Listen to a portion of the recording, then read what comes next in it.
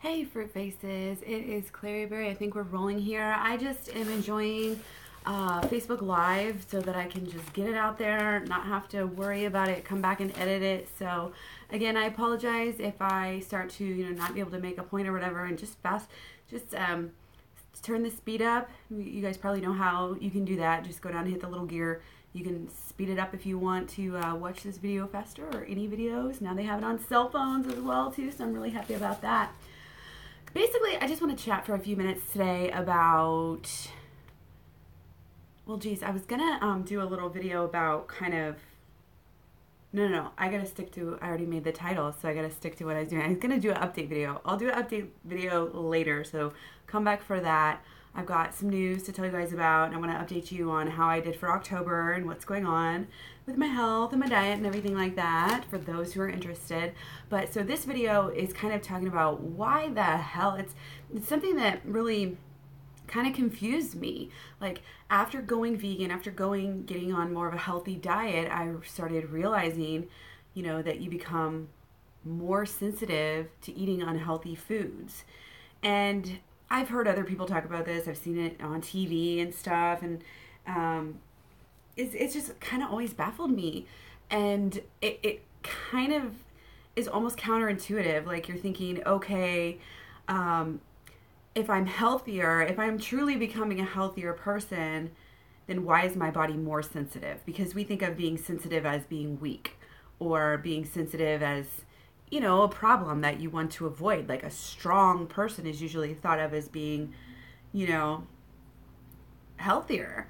And of course that is probably true in most cases, but I think when it comes to your diet and the foods that you're taking, it's not necessarily about strength versus weakness.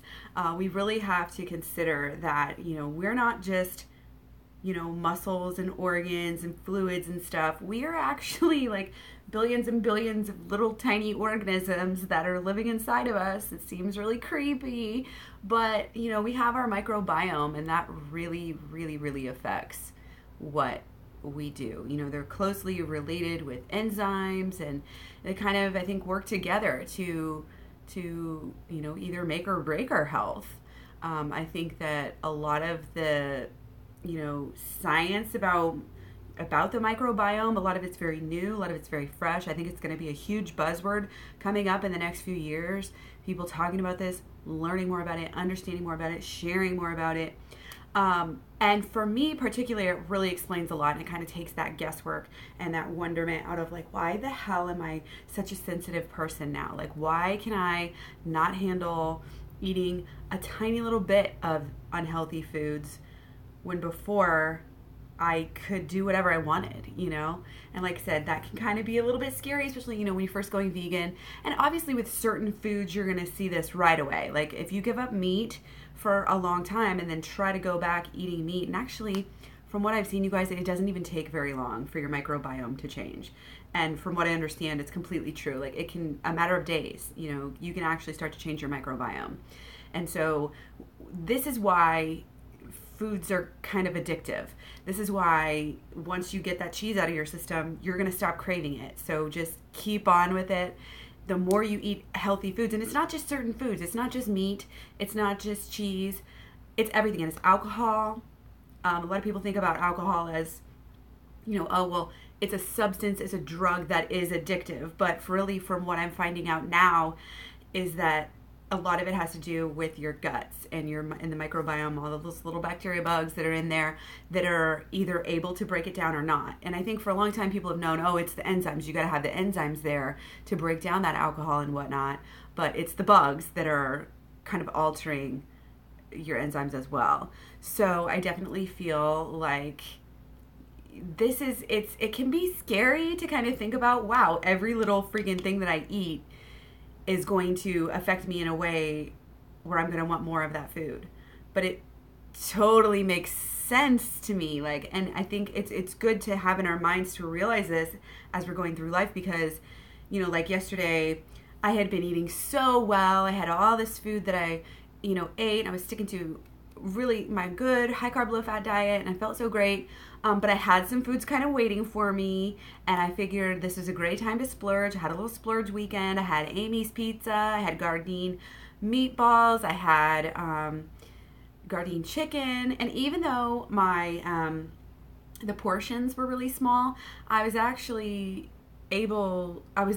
effect is that I still, today, I ate those things yesterday. Yes, all of them. No, the chicken was today. Chicken.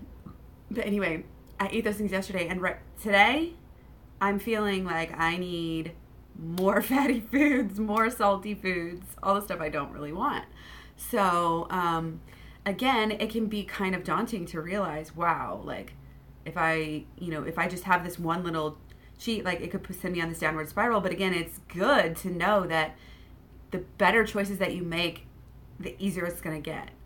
So, back to, how this kind of goes together with the whole topic at hand.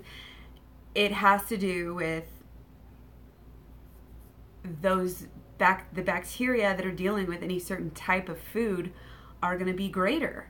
And so they're the ones that are, helping getting those enzymes there. I don't know if they produce them, or somebody probably knows. Y'all can tell me exactly the science of it, because honestly, I've read about it, I've looked up different things about it, but I don't know all of the ins and outs. So I know that the bacteria are interacting with the enzymes, and so if you drink more alcohol, you're going to have more of the bacteria and the enzymes that help you break down alcohol, so that when you stop drinking, those are going to be like, hey, feed me. So it's not really you, it's your microbiome. Same thing with the unhealthy foods. If you're having, to break down really fatty foods, then, if you stop eating those, you're going to want them at first, but then your microbiome is going to balance out. If you're eating more healthy foods, you're going to have more of the healthy microbiome.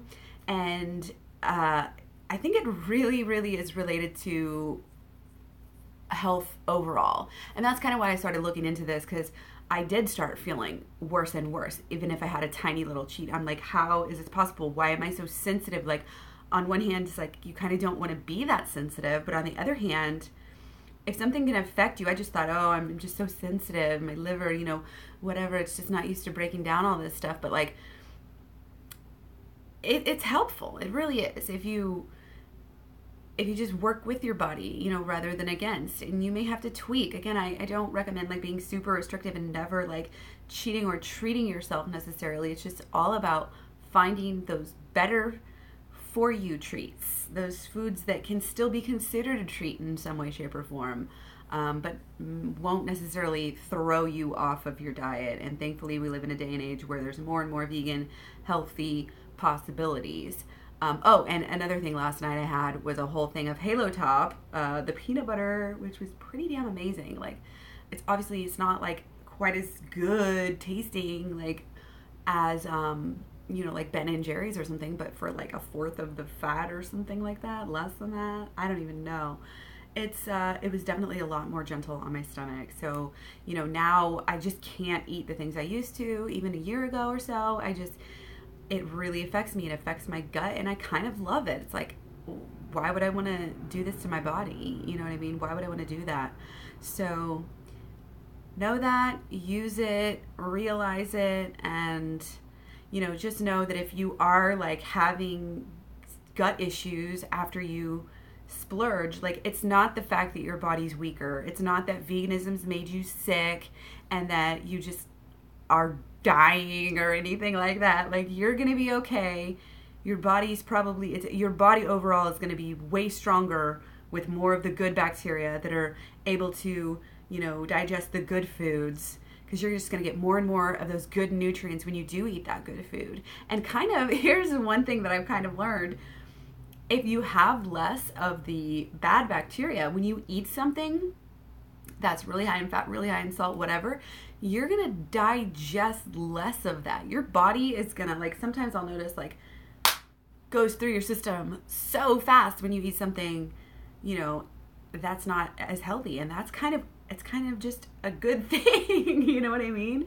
Like, and I think that, honestly, looking back to like ancient times, I think that might be why, you know, people might not have gotten sick if they're eating, you know, a big feast of meat. I remember reading this one anthropology paper. He was talking about meat. I want this meat so fatty that it just gives me diarrhea right away. And like, it's just different. Like, your body just gets rid of that shit so fast. So it doesn't, especially with fat, doesn't like have to go through all of that process of getting digested, going through your lymph, and then, you know, clogging you up. Just get it out of there. So it's like, it's a win-win. It's another reason. It's not, it's like all of a sudden you're not trying to eat healthy just to lose weight or even just to be healthy. It's to actually feel good. So it's another reason that you have to make good choices. So it just helps you in every way, shape, or form. So that is just what I want to share with you guys today. Let me know if you have any questions, comments, concerns. You can always ask me private questions on Tumblr. I'm also on Twitter. I'm on Facebook. Snapchat is Miss B Face. You can find all of it on my Instagram too, Claryberry or claryberry.com. So thanks for watching. Don't forget to eat your fruit. I'll talk to you guys soon. Thanks. Yes, I'm sure I want to stop.